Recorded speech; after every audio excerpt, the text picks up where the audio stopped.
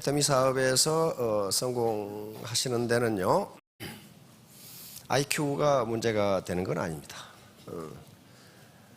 이미 학자들이, 심리학자, 뇌과학자들이 인간의 일생을 결정하는 것은 IQ가 아니라는 데 결론을 내렸습니다. 그럼 뭐냐? 이제 다른 게 있겠죠? 다른 게 있어요. 그 다른 게 있는데 그 다른 것은 자기 책임이에요. IQ가 인생의 전체를 결정한다고 가정하고 스탠포드 대학에서 연구를 진행했죠.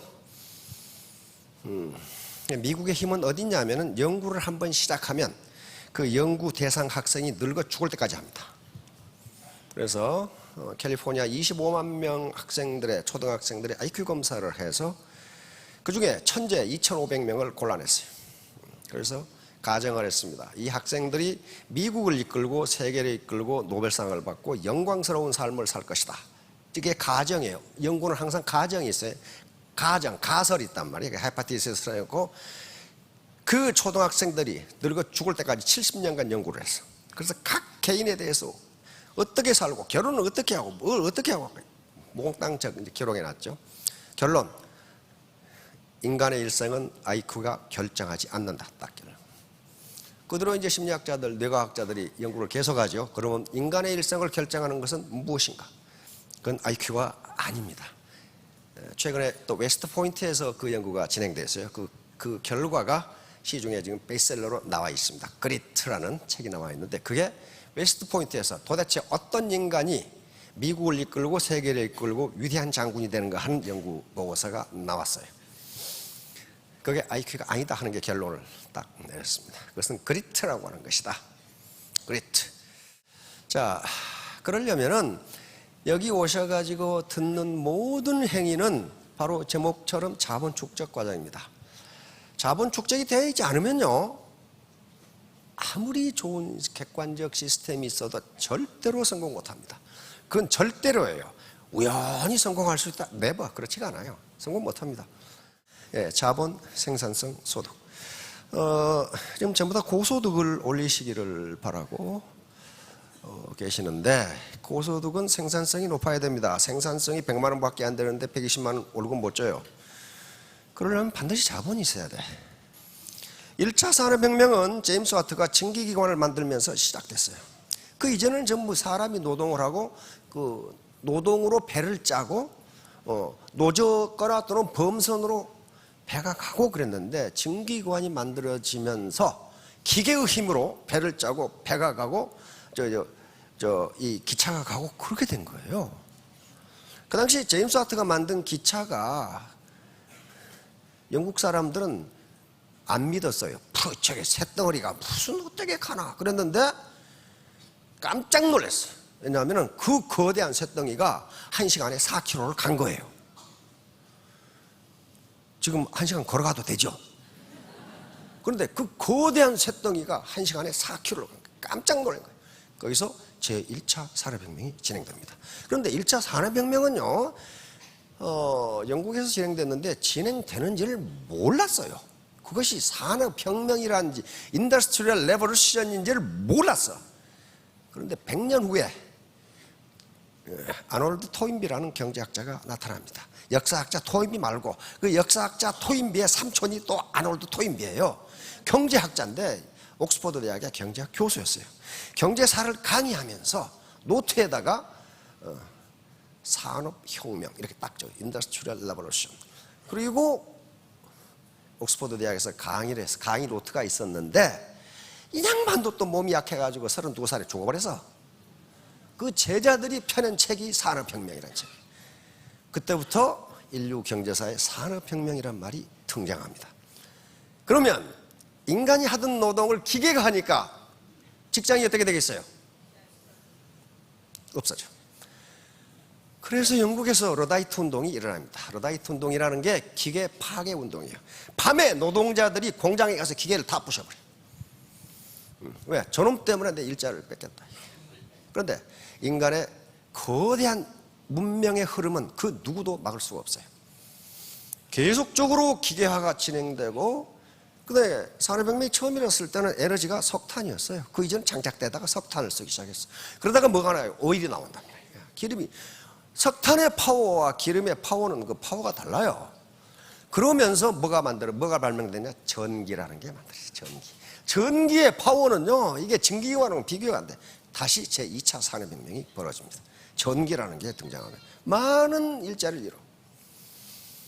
거기다가 하다가 컴퓨터가 나와버려요. 컴퓨터가 얼마나 많은 사람을 일자리를 쫓아냈습니까?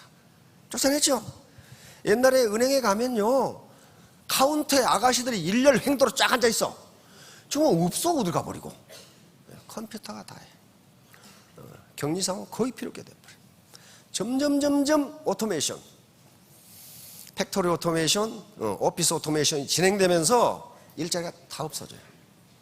많이 없어졌어 지금. 그러니까 일자리가 없는 거예요. 왜? 컴퓨터가 아닌데. 인력시장에 노동력도 잘 안 팔린다 그래. 우리 사회에서 말하는 노가다. 노가다가 제일 많이 필요한 데가 건설 현장이라고 그럽니다. 그런데 그것도 전부 자동화돼가 지금.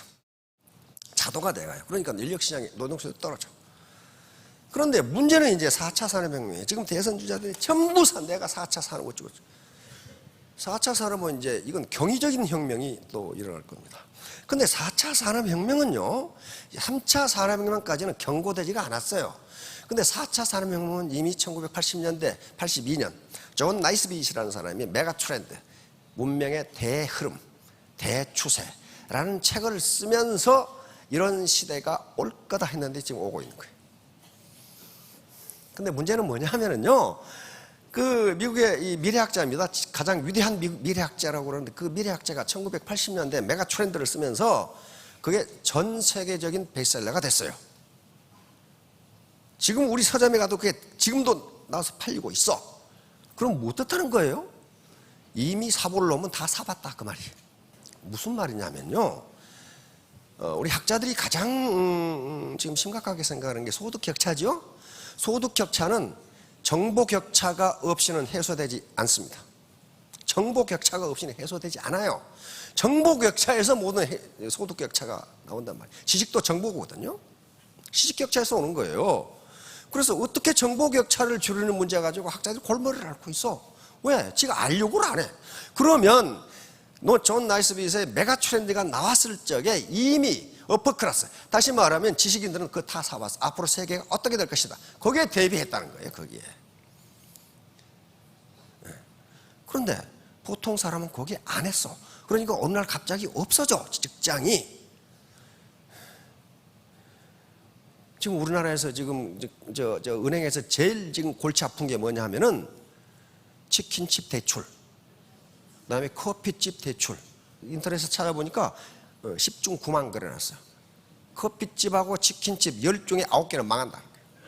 그런데 거기에 지금 은행이 대출을 해줬어. 이걸 어떡할 거냐는 문제. 망했는데 어떡해 그걸. 망했는데. 그러면 망한 치킨집 커피집에 주목 마시고 성공한 커피집 치킨집이 있지 않느냐 하는 거예요. 그 사람들은 어떻게 그렇게 됐을까 하는 거예요. 요즘 TV에 서민 부자 나오죠. 서민 부자는 전 계속 봅니다. 보면은 저분이 부자 될 요소가 있구나. 분명히 있어요. 그냥 분명히 있다고. 그러니까 그 얘기, 그게 바로 한마디로 말하면 자본이라고 하는 거예요. 자본. 4차 산업혁명이 진행돼도 애터미가 살아남을 것인가? 4차 산업혁명이 이렇게 진행되는데 그 경우에도 애터미가 살아남을 거냐? 그 요소를 따져야 돼요. 살아남으려면 어떻게 해야 되고, 만약에 지속가치가 청산가치보다 못하다면 청산해버리는 게 나아. 문 닫아버리는 게 낫단 말이에요. 그런데 아직까지 결론은 존재할 수 있다야. 존재할 수 있다. 그래서 많은 사람들이 성공할 수 있다. 4차 산업혁명이 진행돼도. 4차 산업혁명 한마디로 인공지능입니다. 인공지능이에요. 모든 걸 이제 로봇가 로봇을 만들면서 지 대가리를 지가 설계한다 그 말이에요. 지금 그러니까 집에서 다리미질 하다가 다리미 켜놓고 와도 집에 갈 필요 없다 이거야. 어디다 지시하면 돼? 냉장고한테 지시하면 돼. 야 냉장고 거기 다리미 켜졌으니까 꺼. 그러면 이놈이 가서 끈단 말이야. 왜? 생각해 보세요. 하루 종일 집에 켜놓은 전자제품이 뭐예요? 냉장고예요. 거기에 인공지능을 입력시켜서 다 연결시켜 놓으면은 하루 종일 다리미 켜놓은 사람은 없어. 사람 없는데 TV 켜놓은 사람 어디 있어요? 냉장고는 계속 돌아가야 돼. 그러면 냉장고하고 인공지능하고 결부시키면 그놈이 나 지금 들어가니까 보일러 좀 켜. 그러면 그놈이 보일러에게 지시해가지고 켜도록. 이게 사물 인터넷이 다 된단 말이에요. 머지 않았어요. 머지 않았다고요. 이런 가운데서도 애터미가 살아남을 거냐 하는 것을 경영진은 생각하지 않을 수가 없어요. 결론은 살아남는다고 결론을 내렸어요. 그러면 뭐 때문에 그렇게 여러 가지 조건이 있는데 뭐 때문인가 오늘 보도록 하겠습니다. 자, 여기 오시는데 걸어오신 분 안 계시죠? 걸어온다는 것은요, 노동만 가지고 생산을 한다는 얘기입니다. 여기가 목표죠. 목표, 내가 달성하고자 하는 목표가 이 지점이에요, 오늘. 그러면 걸어올 수도 있고 자전거 타고 올 수도 있고 오토바이 탈 수도 있고 승용차 탈 수도 있어요. 그런데 이쪽으로 갈수록 자본 집약도가 높아요.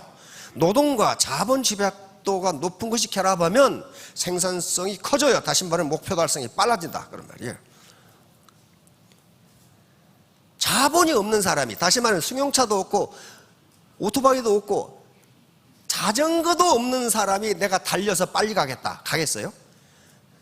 우리가 자본주의 시장 경제이기 때문에 그래요. 자본이 모든 문제를 해결해요. 암만 열심히 일해도 자본으로 무장하지 않으면요, 골병만 들지 남는 건 아무것도 없어요.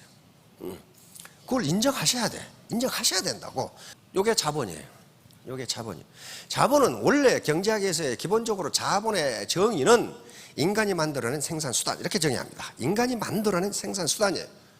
그래서 그 생산수단과 인간의 노동력이 결합하면 생산성이 올라가고 그 사람 소득이 올라가게 돼 있어요.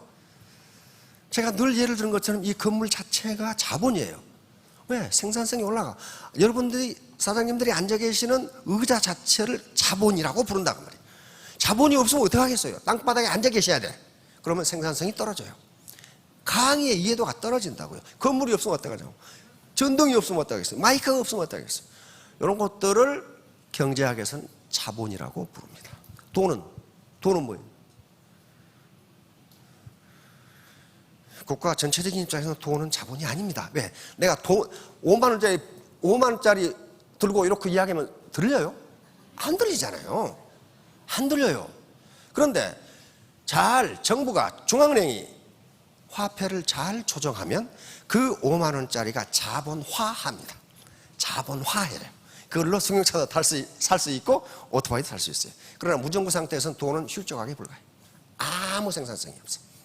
그러나 우리는 무정부 상태가 아니니까 세계에서 거의 상당히 상위 수준에 속하는 괜찮은 국가예요. 그러니까 중앙은행이 돈을 잘 통제하기 때문에, 돈은 중앙은행이 합니다. 정부가 통제하는 게 아니에요. 한국은행이 합니다. 그러니까 그 돈을 가지고 자본을 살 수 있는 거예요. 오토바이도 살 수 있고 책상도 살 수 있고 텔레비전도 살 수 있고 그걸 자본이라고 불러요. 자, 그런데 자본은 크게 유형자본과 무형자본으로 나눌 수 있습니다. 이것이 형체가 있는 자본, 공장, 기계, 가게, 건물, 이런 것들을 형체가 있는 자본이에요. 자, 애터미 사업에서 아마 궁극적으로 갖고 싶어 하는 자본이 형체가 있는 자본일 거예요. 아이고, 나도 우리 아버지가 이 상가 하나만 물려줬으면. 자, 요걸 갖고 싶은데 요걸 물려받지 못했어. 그럼 어떻게 해요? 내가 만들어야 될 거 아니에요. 그게 바로 인적 자본이라고 합니다. 휴먼 캐피탈이에요. 휴먼 캐피탈. 내 자신이 자본이 돼야 된다. 내 자신이 자본이 돼야 돼. 앤드류 카네기, 미국의 철강왕 있죠? 미국의 산업혁명을 이끌었던 세 사람 중 한 사람입니다. 앤드류 카네기는 스코틀랜드 가난뱅이 농부 아들이에요. 학교도 초등학교 4학년이 끝이에요. 그런데 세계 최고, 지금도 화폐 가치로 따지면 세계 최고 부자예요. 그런데 카네기가 무식한 사람이 아니에요. 도서관에서 엄청나게 많은 책이 있고 앞으로 세계가 어떻게 흘러간다는 걸 봤어요. 다시 말하면 막 산업혁명이 진행되니까 가장 필요한 것이 철강이다. 철강에 투자한 거예요. 그래서 세계 최고 부자가 된 거죠. 그러다가 석유가 나오니까 록펠러가 에너지가 석유다. 석유에 지금도 스탠다드 오일 전부 엑선 같은 거 록펠러 손들이에요. 그냥 땅 파니까 석유가 나오니까 부자가 됐다 그런 거 아니에요. 앞으로 에너지가 어떻게 될 거다. 에디슨 마찬가지예요. 앞으로 전기 세상이 온다. 그래서 지금 GE가 에디슨이 만든 회사의 후신이죠. 그렇게 지금 어떻게 흘러갈 것인가 하는 것을, 그래도 앤드류 카네기는 초등학교 4학년이라도 나왔지, 에디슨은 학교 3개월 다니고 못 다녔죠. 왜? 선생님이 나는 세상에 평생 내가 교사를 오래 했지만 이렇게 멍청한 놈은 처음 봤다 그랬거든. 멍청한 놈은 처음 봤다고 그랬어요. 근데 에디슨 어머니가 교사였어요. 그래서 선생님한테 항의하고, 당신이 우리 아들을 잘못 봤다, 우리 아들은 그렇지 않다 하고 홈스쿨링을 시킨 거예요. 에디슨 공부 무지무지하게 했습니다. 에디슨이 공부를 한 이유는 그 자서전에 써져 있어요. 그 현상을, 다시 말하면 난 이렇게 멍청한 놈은 처음 봤다 이렇게 했을 때 에디슨 어머니가 선생님한테 항의하는 말, 당신이 잘못 봤다, 우리 아들은 그렇지 않다, 이걸 듣고 에디슨이 깜짝 놀란 거예요. 그냥 그러면서 이 자서전에 뭐라고 써놨냐면, 나는 평생 실망시켜 두려서는 안 될 엄마를 갖게 되었다. 이렇게 엄마를 실망시키지 않으려고 그렇게 열심히 공부하고 전기를 만들어낸 거예요. 여러분도 실망시켜 드려서는 안 되는 부모님 계시잖아요. 내가 저 아들을 어떻게 키웠는데 그거 있잖아요. 그 결심을 한 거예요. 그래서 나는 어머니 때문에 이렇게 됐다. 그 말 한마디.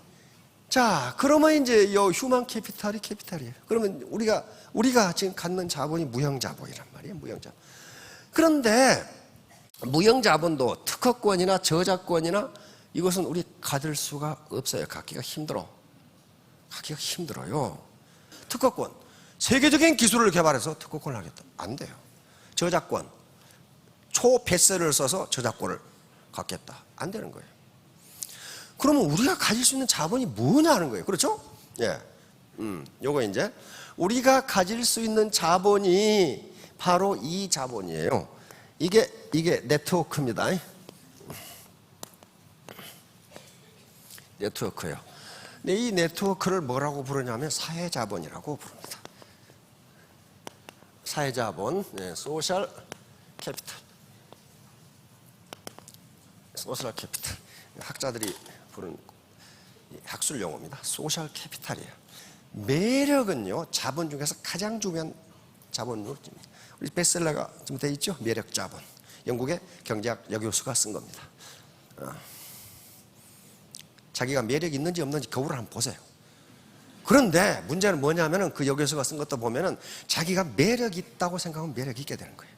근데 그 매력은 원래 원판 불변의 법칙에 의해서 이것도 있지만은 더 중요한 것은 자기가 자기다운 것이 가장 매력이 있답니다. 그리고 여자가 남자에게 매력을 느끼는 것은요, 땀을 펄펄 흘리면서 일하고 있는 모습에서 큰 매력을 느낀대요. 근데 맨날 빈둥거리는 놈은 매력이 없다는 거예요. 그러니까 매력이 무엇인지 알겠죠?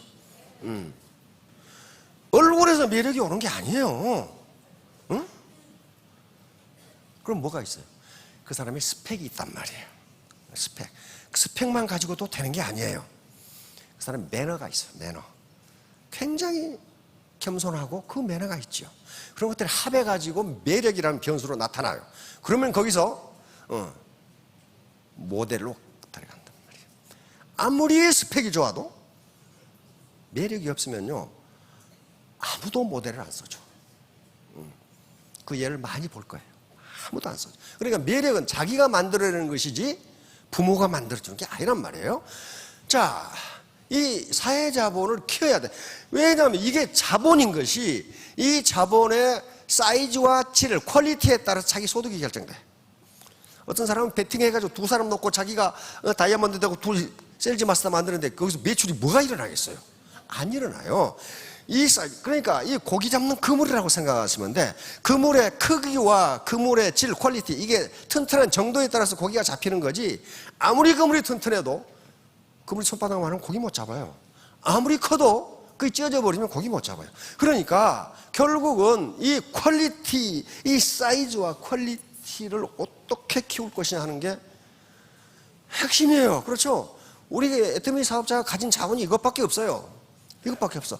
그러면 이걸 키우고 퀄리티를 높이는 데 있어서 가장 중요한 게 뭐냐면은 인적 자본이에요. 나야, 나라고요. 나라는 인간이 어쩐지 사람이 모여드는 인간이 있고 나만 보면 꼴보기 싫어 도망가는 인간들이 있단 말이야. 내가 어떤 인간이냐 하는 것은 부모 책임도 아니고 사회 책임도 아니고 국가 책임도 아니고 내 책임이에요. 내 책임. 앤드루 카네기가 그런 말을 해놨어. 당신이 해야 할 일보다 조금만 더 알아. 그러면 당신의 일생은 저절로 풀릴 것이다. 저절로 풀릴 것이다. 저는 그걸 많이 느껴요. 많이 느껴요. 자, 그러면 이제 요걸 키워야 되는데 요게 이제 나하고 관계된단 말이에요. 그러면 요것이 지금 4차 산업혁명하고 무슨 관계가 있는가 지금 하는 얘기, 요걸 하려고 그래. 자, 요 사람이 존 나이스빗. 여기 책 보이죠? 메가 트렌드. 이 번역돼서 우리 시중에 나와 있어요. 대흐름. 인간 문명이 도대체 어디로 흘러가는가. 1980년대에 나온 책인데 거의 적중했어요. 이게 지금 우리가 쓰는 용어도 많이 여기서 나왔어요. 그러면서 이 메가 트렌드 속에 이 말이 나와. 하이테크, 하이터치. 그런데 이게 매우 중요하기 때문에 여기서 하이테크, 하이터치를 따로 빼가지고 책을 또 썼어. 여기죠? 하이테크, 하이터치. 우리 번역도에 나왔어요. 이 말이 무슨 말이냐 하면은, 자, 왜 애터미가 4차 산업혁명에서도 살아남는다고 생각했을까 하는 거예요. 존 나이스빗의 말처럼 고기술, 하이테크 놀리지, 하이테크가 되면 될수록 인간은 고도의 감성, 고도의 인간적인 것을 더 원한다. 그런 말이에요. 그렇게 되지 않고서는 인간이 기계의 노예가 되거나 소외감을 가져서 살지 못한다는 거예요. 1차 산업 제품은요, 욕망의 포화점이 있기 때문에 그 포화점을 넘으면 소비를 하면 할수록 불만족이 커져요. 다시 말하면 디스유틸리티가 커진다고, 효용이 감소해. 2차 산업도 마찬가지예요. 친구가 이 큰 텔레비전을 갖다 줬어. 기분이 아주 나이스였어. 근데 다른 친구가 또 가져왔어. 그 다음에 대리 전문놈이 또 가져왔어. 집에가 그냥 텔레비전이 10대가 있어. 그게 만족이 점점 늘어나냐고요. 안 늘어나요. 그렇기 때문에 한 국민 경제가 발전하면 할수록 1차, 2차 산업은 쪼그라드는 겁니다. 왜? 욕망의 포화점에 도달했어. 더 이상 먹기 싫어 이제. 서비스는 그렇지가 않아요. 서비스는 동네 병원이 있으면 그보다 더 좋은 병원에 가고 싶어. 우리나라 최고의 의사한테 가고 싶어. 서비스는 점점. 야치 서비스는 욕망의 포화점이 없어요. 그래서 소득이 올라가도 3차 산업은 성장하는 겁니다. 자, 그러면 이렇게 되니까 우리 애터미는 하이테크 제품을 팝니다. 이게 절대 제품이라는 거예요. 하이테크. 그때에서 가장 우리나라에서 또는 세계에서 가장 좋은 제품을 만들어 팔려고 하고 있고 지금도 그렇게 하고 있어요. 하이테크 제품이 아니면 지금 승부가 안 돼요. 그렇죠? 칫솔 990원짜리 팔아도 저도 그거 쓰고 있는데 굉장히 좋아. 다른 걸 쓰면은 무슨 말이에요? 뭐 철심 같아가지고 이게 막 벗어지려고 그래. 그래서 쓰는 거예요. 그게 하이테크 제품이에요. 그 다음에 칫솔 대도 투명한 걸 쓰십시오. 투명하지 않는 칫솔 있죠? 그것은 폐플라스틱으로 만든 겁니다. 투명한 것은 폐플라스틱 가지고는 투명한 걸 못 만들어요. 그러니까 분리수거한 플라스틱을 녹여가지고 거기다 색깔 집어넣어가지고 안 보이게 만든 게 칫솔 대예요. 거의 대부분 거예요. 네트워크 마케팅은 하이테크 제품을 팔면서 하이터치가 필요합니다. 사람을 상대해야 돼. 사람을 상대해야 된다고요. 이게 휴먼 터치예요. 인간과 인간의 터치란 말이에요. 인간과 인간의 터치, 이게 엄청나게 중요한 거예요. 지금 뇌과학자들 그리고 심리학자들이 도대체 인간의 감정은 어떻게 움직이는가를 지금 연구한단 말이에요. 그런데 우리 오감이 있죠. 눈으로 보고, 이게 시각이죠. 귀로 듣고, 청각이죠. 입으로 맛보고, 미각, 코로 냄새 맡고, 후각, 손으로 만져서 알고, 촉각, 이 오감이죠. 그런데 점점 뇌과학자들이, 심리학자들이 연구해 보니까 오감은 연결되어 있다. 이 결론에 도달합니다. 연결되어 있다. 그러면 어떻게 됩니까? 머리와 가슴과 몸은 하나다. 이렇게 되는 거예요. 몸은 하나다. 지금까지는 그게 다르다고 생각했는데 안 그렇다. 하나다. 하나다. 이게 휴먼 터치예요. 그런데 인간은 이걸 원한다는 거예요. 2010년 3월 25일 호주에서 있었던 얘기예요. 이 케이트라는 부인이고요. 요건 데이비드라고는 남편이에요. 근데 첫 아기를 지금 분만하게 됩니다. 첫 아기예요. 결혼해가지고 첫 아기인데 쌍둥이를 낳게 돼요. 쌍둥이를 낳게 되는데 딸은 에밀리라고 이름을 지어놨고 아들은 제임이라고 이름을 지어놨어요. 얘기를 딱 2분 간격으로 딸이 나중에 나왔어요. 딸은 힘차게 울고 나오는데 이게 조수가입니다. 미숙가. 조산을 했어요. 미숙. 27주 만에 낳았다고 그러니까 좀 빨리 낳았죠? 그래가지고 인큐베이터에 넣었는데 이 제이미가 아들이 문제예요. 아들이 숨을 쉬지 않아. 그러니까 그 병원, 호주는 의료 선진국입니다. 그렇죠? 병원에 전 의사들이 동원돼가지고 이 아기를 살리기 위해서 모든 노력을 다 했는데 드디어 심장이 멈춰버렸어요. 숨도 안 쉬고 심장이 멈춰. 의사들은 어때요? 사망 선고를 내립니다. 그래서 부인에게 물어요. 혹시 아들의 이름을 지어 두셨습니까? 제이미 이렇게 하니까 의사가 I'm sorry, 제이미 didn't make it. 제이미가 저 세상으로 갔습니다. 이렇게 통보를 하는 거예요. 제이미가 살아나지 못했습니다. 두 부가 첫 애기인데 얼마나 놀랬겠어요. 그런데 엄마의 직감이라는 게 있단 말이에요. 엄마의 직감. 의사에게 요구합니다. 그러면 마지막 작별 인사를 하도록. 선진국에서는 얘기 엄마한테 안 줍니다. 감염된다고 안 줘요. 인큐베이터에 넣어놓고 말아버려요. 안 줘. 보지도 못하게. 감염된다고. 그런데 애가 죽었잖아요. 그러면 이제 의사가 포대기에 싸서 이제 당국에 보고해야 되겠죠. 그러면 이제 저 시체 얼리는 대로 보내야 되겠죠. 그러니까 이 엄마가 마지막 작별 인사를 하도록 해주세요. 의사다가 예스 그러겠죠.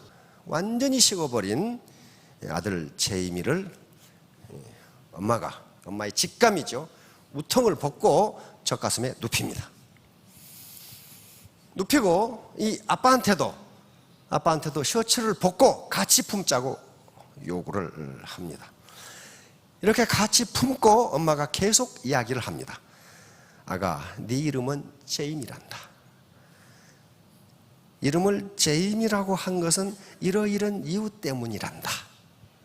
그리고 너만 나온 게 아니라 네 동생도 나왔어. 넌 쌍둥이야. 동생을 봐야 되지 않겠니? 그러면서 내가 너를 갖기 위해서 얼마나 힘들었는 줄 아느냐. 우리 모두 행복하게 살자. 그렇게 하니까 이 꼬맹이가 아빠 손가락을 꼭 잡아. 요게 동그라미 그거야. 아빠 손가락을 꼭 잡는 거야. 사는 거야. 그러면서 숨을 후 하고 쉬어. 이 꼬맹이가 그래서 의사들한테 아이가 살았다고 통보를 하니까 의사들은 콧방귀를 있는 대로 끼면서 그것은 사후 반응일 뿐입니다. 2시간을 안 나타나. 그래서 계속 아이를 두드리면서 이 얘기를 해준 거야. 너가 제임이란다. 이름을 제임이라고 붙인 이유는 그거란다. 너는 쌍둥이 동생이 있고 네가 그 애를 봐야 되지 않겠니? 이렇게 하니까 2시간 후에 눈을 번쩍 뜨면서 엄마 젖을 먹기 시작하는 거예요. 살았죠. 자, 요겁니다. Brought back to life by a mother's loving touch. 엄마의 사랑스러운 터치가 죽은 아들을 살려냈다. 죽은 아들을 살려냈다. 그런데 엄마는 어떻게 생각했냐면요. 엄마가 직감적으로 생각한 것은 애가 추워서 그렇다 생각해요. 엄마의 자궁 속은 37도랍니다. 병원이 아무리 따뜻해도 24도예요. 깜짝 놀란 게 추워가지고. 그러니까 몸이 식어버린 거예요. 그러니까 숨을 못 쉰 거예요. 그러니까 여기다 올려놓고 아빠도 우통 벗고 와서 같이 품으라. 그래서 몸을 37도로 올려주는 거예요 지금. 그러니까 아빠의 손가락을 꽉 잡은 거예요. 얘가. 그리고 숨을 쉬기 시작하는 거예요. 그래서 제이미 오그나우 그래서 지금 호주 그리고 전 세계 의사들이 얘들이 어떻게 크는가를 지금 관찰하는 거예요. 그래서 선진국의 힘이라는 게 이거예요. 이렇게 컸잖아요. 지금 이렇게 컸잖아요. 그런데 묘한 것은 이게 미숙한데 지금까지 병원을 한 번도 안 갈 정도로 건강하게 커. 바로 마더스 러빙 터치예요. 터치. 인간의 터치가 그렇게 중요하다는 거예요. 이 사건이 있은 뒤로 유니세프 국제연합 유엔 아동기금은 모두 얘를 이렇게 키우라고 전 세계에 권장을 했어요. 다시 말하면 이걸 뭐라고 그러냐면 캥거루 케어라 그래요.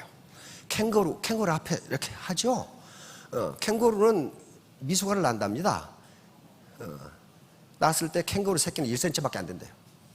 그걸 여기다 넣고 4kg이 될 때까지 젖을 먹이면서 키워. 4kg 되면 독립시켜. 그래서 여기서 캥거루 케어라고 이름을 붙였어요. 캥거루 엄마처럼 돌보라. 그러니까 아무리 4차 산업이 진행되더라도 휴먼 터치, 인간의 손길, 네트워크 이건 없어지지 않는다는 거예요. 오히려 더 강화된다는 거예요. 자, 그런데 우리는 다행히 휴먼 네트워크, 휴먼 터치를 중심으로 하는 사업을 하고 있어요. 그러면 이 말은 무슨 말이냐면 휴먼 터치를 잘할수록 요 사이즈가 커지고 퀄리티가 높아진다. 나 그거 다 알아. 안 나오는 사람은요 죽었다 깨나도 야이처럼 죽었다 깨나도 성공 못해요. 왜? 휴먼 터치가 되지 않으면 그 정이라는 게 들지 않아요. 정이라는 게 들지 않습니다. 어떤 경우에도 로버트하고 연애했다 그런 인간은 없어. 정이 안 들어. 정이 안 들어요. 정이 들려면은 휴먼 터치가 이거예요. 휴먼 터치는 어떻게? 피부 접촉도 터치지만은 눈과 눈이 마주치는 것도 터치고, 그 사람 말을 듣는 것도 청각에 의한 터치, 그 사람과 말을 하는 것도 입에 의한 터치예요. 같이 커피를 마시는 것도 터치고, 여러 가지 와 오면은 우리가 알 수 없는 수많은 터치가 이루어지는데 그 터치를 통해서 정이 든다는 거예요. 그러면 죽었던 라인이 살아나요. 자, 3년 후 5년 후에 모두 스타 마스터 로얄 마스터가 되시길 바랍니다. 감사합니다. 네.